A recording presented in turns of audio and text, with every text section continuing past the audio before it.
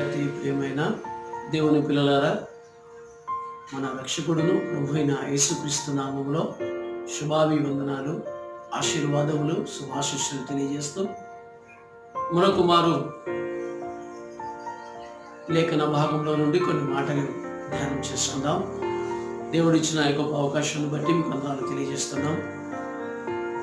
Bethesda స్వరం అనే YouTube channel ద్వారా మీతో ఈ విధంగా మాట్లాడడానికి, మిమ్మల్ని బలపరచడానికి దేవుడిచ్చిన గొప్ప అవకాశాన్ని బట్టి వందనాలు తెలియజేస్తున్నాం.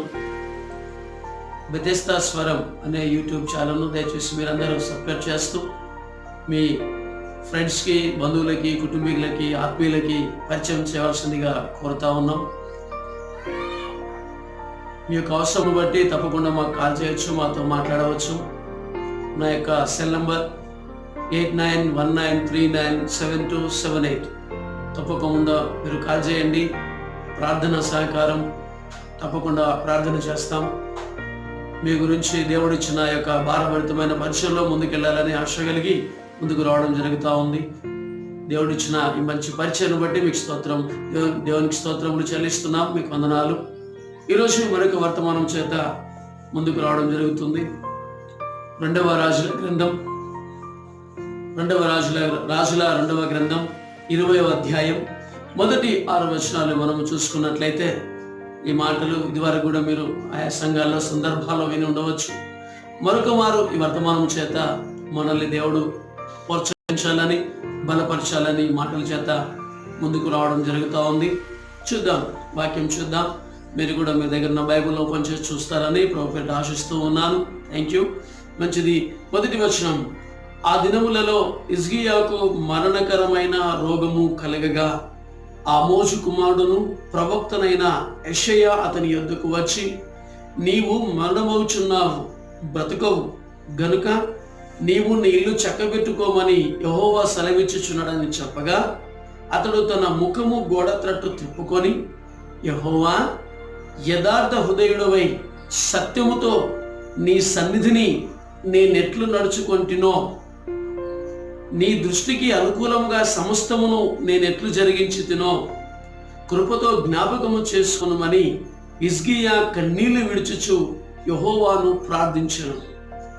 యెషయా నడిమిశాలలో నుండి అవతలకు వెళ్ళక మునుపే యెహోవా వాక్కు అతనికి ప్రత్యక్షమై ఇలాగు సెలవిచ్చెను, నీవు తిరిగి నా ప్రజలకు అధిపతి అయిన హిజ్కియా యొద్దకు పోయి అతనితో ఇట్లను, నీ పితరుడైన దావీదునకు దేవుడవు యెహోవా నీకు సెలవిచ్చినదేమనగా, నీవు కన్నీళ్లు విడుచుట చూచి తిని నీ ప్రార్థన నేను అంగీకరించి ఉన్నాను, నేను నిన్ను బాగు చేసేదను. 3వ దినమున నీవు యెహోవా మందిరమునకు ఎక్కిపోదువు, ఇంకా 15 సంవత్సరములు ఆయుష్ నీకు ఇచ్చేదను.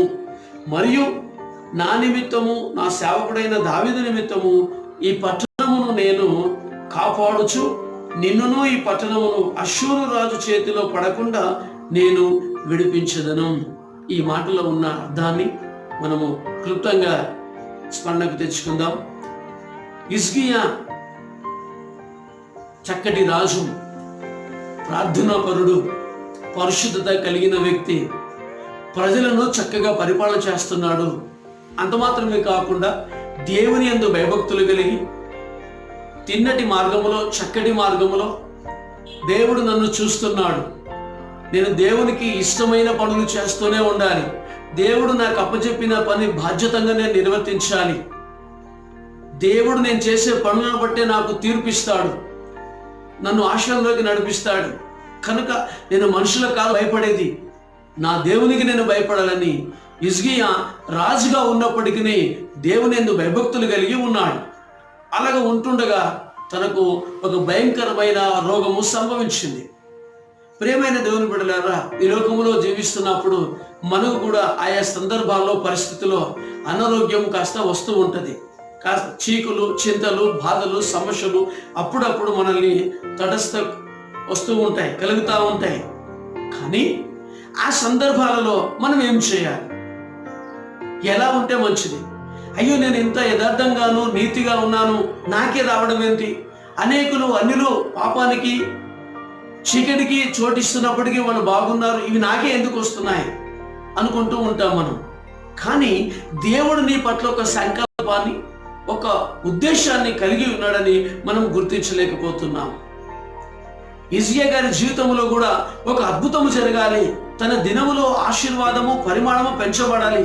అంత మాత్రమే కాకుండా శత్రువు నుండి, అశ్షూరు చేతుల నుండి తన రాజ్యము విడిపించబడాలి. ఆ విడిపించబడాలంటే నీ కన్నీటి ప్రార్థన కావాలి. చూసారా దేవుని బిడ్డలారా, నువ్వు ఎప్పుడైతే కన్నీటి ప్రార్థన చేస్తావో నీ జీవితము ప్రభావితం చేయబడుతుంది. ఆ ప్రార్థన దేవుడు వింటాడు. మొట్టమొదట ప్రవక్త అయిన యెషయా ద్వారా దేవుడు వర్తమానం పంపించాడు. ఏమని? నీకు రోగం సంభవించింది కనుక ఇక నువ్వు బ్రతకవు, నువ్వు చనిపోతావు, నీ ఇంటిని చక్కబెట్టుకో, నీ బిడ్డలకు నీ కుటుంబానికి ఏమైతే చెప్పాలనుకుంటున్నావో నువ్వు చెప్పేసేయి, నీ సమయం ఇంకా ముగుస్తుంది అని చెప్పాడు. అలా చెప్పినప్పుడు ఏమనాలి? ఇంకా అయిపోయింది నా బ్రతుకు అని కృషించి కృంగిపోవాలి. కానీ హిజ్కియా గారు ఆ మాట వినగానే అలా చేయలేదు. గోడ వైపు, దేవుని వైపు తను తిరిగి మోకాళ్ళుని కన్నీళ్లు విడుస్తూ ప్రార్థన చేశాడు. యెహోవా, నీ దృష్టికి నేను ఎలా నడుచుకున్నానో ఒక్కసారి జ్ఞాపకం తెచ్చుకో అని ప్రార్థన చేశాడు. ప్రియమైన దేవుని బిడ్డ, నీ జీవితంలో కూడా ఏదైనా కష్టము, కన్నీరు, బాధ వచ్చినప్పుడు హిజ్కియాలాగా నువ్వు చెప్పడానికి ఎలాగ మనం నడుచుకుంటున్నాం, ఎలాగ జీవిస్తూ ఉన్నాం?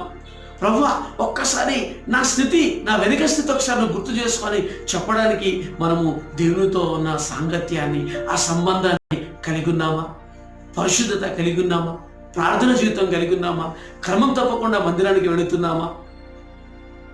బైబిల్ చదువుతున్నామా? కుటుంబ ప్రార్థన ఇంట్లో ఉందా? నీవు పడిపోకుండా ఉండి నీ స్నేహితులను కూడా పడిపోయిన వారిని లేవనెత్తగలుగుతున్నావా? వాక్యం అందించగలుగుతున్నావా? ఆత్మల నూతన ఆత్మల మందిరాన్ని తీసుకెళ్ళగలుగుతున్నావా? నీ క్రియలు ఏమై ఉన్నాయి? హిజ్కియా తాను చేసిన క్రియలు ఒకసారి జ్ఞాపకం చేసుకో ప్రభు అంటున్నాడు. ఒకవేళ ఆ స్థితిలో నీవే కానీ వెళ్ళగలిగితే ఏం చెప్పగలుగుతావు? ప్రభు నా స్థితిని జ్ఞాపకం చేసుకో అంటావా? కన్నీళ్ళు విడిచి ప్రార్థన చేసే అనుభవం నీకుందా? ప్రియమైన దేవుని బిడ్డ, ఆ స్థితి నీవు కలిగి ఉండాలని దేవుడు కోరుకుంటున్నాడు. నీ గురించి సాక్ష్యము కలిగి ఉండాలి నువ్వు అని చెప్పుకుంటున్నాడు. ఆశ కలిగి ఉన్నాడు. అలాగుంటావా? ఆయన అంటున్నాడు నీవు తిరిగి నా ప్రజలకు అధిపతివై ఉండు అని చెప్తున్నాడు. హిజ్కియా ప్రార్థనకు వెంటనే జవాబు వచ్చింది. యెషయా గారు, ప్రవక్త యెషయా గారు నడుమిషాల దాటిపోకముందే దేవుడు వెంటనే మళ్ళీ మాట్లాడి, నువ్వు తిరిగి వెళ్ళి చెప్పు, నీ గాయాన్ని, నీ రోగాన్ని తొలగిస్తున్నాను, 3వ దినమునే పరిశుద్ధ మందిరానికి నువ్వు తిరిగి వెళతావు, అశ్షూరు చేతిలో నుండి నా దేశాన్ని, నా బిడ్డలని కాపాడగలుగుతానని చెప్తున్నాడు. కన్నీటి ప్రార్థన, నీ నీతి క్రియలు. ఆయన ఏం చెప్తున్నాడు చూసారండి? యథార్థ హృదయుడనే నేను నడుచుకున్నాను. నీ హృదయంలో యథార్థత ఉండాలి. ఏ స్థితిలో అయినా సరే యథార్థంగా ఉండాలి. డబ్బు ఉండని, లేకపోని, అనారోగ్యం ఉండని, ఆరోగ్యం ఉండని, ఏ స్థితిలో అయినా సరే యథార్థత. నిన్ను వలె నీ పొరుగువాని ప్రేమించన్నది యథార్థ హృదయంగానే మనం ఇతరులకు చూపించగలుగుదాం. మొట్టమొదట యథార్థుడవై నీవు ఉండాలి. రెండోది చూద్దామా? సత్యముతో. యేసుక్రీస్తు ప్రభువారే సత్యం. అనగా ఎప్పుడు కూడా నువ్వు ప్రభుతో అంటుకట్టబడే ఉండాలి. సత్యమే మాట్లాడాలి, అబద్ధం పలకొద్దు, అబద్ధం నీ నోటి రానివ్వకూడదు. సత్యంతో, యథార్థత, సత్యము. ఇంకా మనం చూసుకున్నట్లయితే దేవుని సన్నిధితో నీకు అనుభవం ఉందా? దేవుని సన్నిధిలోనికి నువ్వు రాగలుగుతున్నావా? క్రమం తప్పకుండా ఆరాధనకు వస్తున్నావా? ఇంకా అంటున్నాడు కదా, నీ దృష్టికి అనుకూలముగా. మనం ఈరోజు ఎవరి దృష్టికి అనుకూలంగా జీవిస్తున్నాం? ఎవరిని సంతోషపెట్టాలని చూస్తున్నాం? దేవుడు ఒక ప్రత్యేకమైన ఉద్దేశము, సంకల్పం చేతనే నిన్ను కని ఈ లోకానికి పంపించాడు. కనుక ఆయనకు అనుకూలంగా నువ్వు నడుచుకున్నట్లయితే నీ జీవితము ప్రభావితము చేయబడుతుంది. మరణాంధకారపు లోయలో సంచరించిన ఏ అపాయము నీ చెంతకు రానివ్వడు దేవుడు. ఏ శాపగ్రస్తమైనది నిన్ను ముట్టాలన్నా దేవుడు ముట్టనివ్వడు. యోబుకు తన కలిగిన సమస్తానికి ఏ విధంగా అయితే కంచె వేశాడో అలాగే వేయగలుగుతాడు. యథార్థత, సత్యముతో ఉన్నట్లయితే ఇక్కడ అదే చెప్తున్నాడు. కృపతో జ్ఞాపకము తెచ్చుకోమని హిజ్కియా కన్నీళ్లు విడుచుచు ప్రార్థన చేశాడు. ప్రార్థనలో నీకుందా? కన్నీటి ప్రార్థన ఉందా? కన్నీటి ప్రార్థన ద్వారా అద్భుతాలు ఆశ్చర్యకార్యాలు చూడగలుగుతాం. హిజ్కియా గారి ఈ యొక్క మాటల ద్వారా నీ జీవితము ప్రభావితము చేయబడాలి. యథార్థంగానే ఉండాలి. పరిశుద్ధ గ్రంథాన్ని ధ్యానించాలి. కన్నీటి ప్రార్థన చేయాలి. నీ కోసం, నీ భార్య బిడ్డల కోసం, నీ కుటుంబం కోసం. ఎందరికో వాక్యము లేకుండా, ఎందరికో సత్యం తెలియకుండా జీవితాలు చలించిపోతున్నారు, నరకానికి వెళ్ళిపోతున్నారు. ఆ కన్నీటి ప్రార్థన మరో 15 సంవత్సరాలు ఆయుష్ పొడిగే విధంగా నువ్వు చేసుకోగలుగుతున్నావా? సాతాను అశ్షూరు రాజు చేతిలో నుండి రాజ్యాన్ని విడిపిస్తానని హిజ్కియాకి చెప్పాడు. ఈరోజు ప్రభు నీకేం చెప్తున్నా తెలుసా?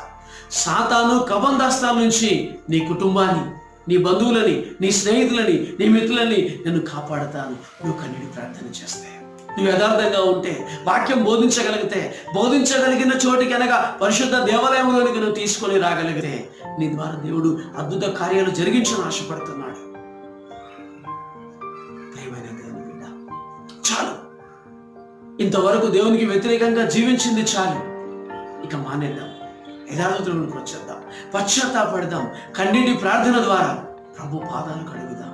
ప్రభా, నేను సత్యంతో జీవిస్తాను. ఇక నుంచి నా పొరుగువాన్ని ప్రేమిస్తాను, నువ్వు నచ్చినట్టుగా నేను జీవిస్తాను ప్రభు అని ఒక ప్రార్థన చేయి. కన్నీటి ప్రార్థన చేయి. నీ జీవితం ప్రభావితం అవుతుంది, నీ బ్రతుకు ప్రభావితం అవుతుంది. నిన్ను అందరికంటే తలగా నువ్వు చేస్తాడు, పైవాడిగా నిన్ను ఉంచుతాడు, ఆశీర్వాదాలకు వారసుడిగా నిన్ను చేస్తాడు. అలా నేను కోరుకుంటున్నాను. హిజ్కియా 20 వచనంలో ఉన్న మాటలు నీ జీవితంలో సార్థకము చేయాలన్నది దేవుని యొక్క ఉద్దేశం, సంకల్పం. ఇదే రక్షణ దినం. రేపటి దినము మనది కాదు. రేపటి దినం మనం బ్రతుకుతాములేమో తెలియదు. కనుక ఈ క్షణమే ఉన్న పాటునే నువ్వు మోకరించి ఇప్పుడే కన్నీటి ప్రార్థన చేసి, యేసయ్యా నన్ను క్షమించు నాయనా, ఈ పాత రోత జీవితము కడిగివేయని నువ్వు కన్నీటి ప్రార్థన చేస్తే నీ ఆయుష్, నీ ప్రణాళికలు, నీ ఉద్దేశాలు దేవుడు సఫలపరుస్తాడు. సాతాను నుంచి, ఈ భయంకరమైన వైరస్ నుండి దేవుడు నిన్ను కాపాడుతాడు, భద్రపరుస్తాడు. తన రాజ్యంలో నిన్ను గొప్పవానికి చేస్తాడు, నిన్ను త్వరగా చేస్తాడు. ఉంటావాలా? చేద్దామా కన్నీటి ప్రార్థన? తల ఉంచుకో, కన్నీటి ప్రార్థన చేయి. దేవుడు ఈ వాక్యం చేత నిన్ను, నీ కుటుంబాన్ని ప్రోత్సహించి నీ కుటుంబాన్ని కట్టి ఆయన చిత్తం నెరవేర్చుకున్నాను గాక. God bless you.